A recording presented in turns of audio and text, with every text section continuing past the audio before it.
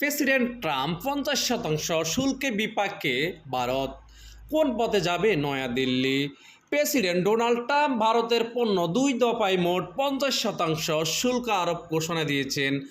25% শুল্ক বুধবার অর্থাৎ আগামী 7 আগস্ট থেকে কার্যকর হচ্ছে।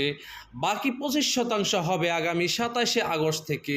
এই উচ্চ শুল্ক ভারতের জন্য বড় ধাক্কা হয়ে দাঁড়াতে পারে বলে মনে করছেন বিশ্লেষকেরা।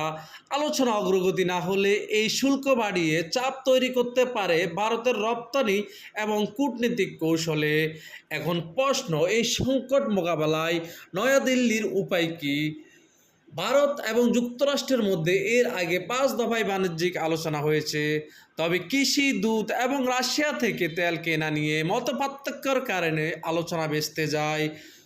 তবু ভারতীয় কর্মকর্তারা এখনও আশাবাদী ঘরোয়া আলোচনার মাধ্যমে সমাধানে পৌঁছাবে সম্ভব। একজন জ্যেষ্ঠ কর্মকর্তা জানান, মার্কিন প্রতিনিধি দল চলতি মাসে নয়াদিল্লি সফর করবেন, যা একটি কূটনৈতিক সমাধানের সম্ভাবনা জাগাচ্ছে।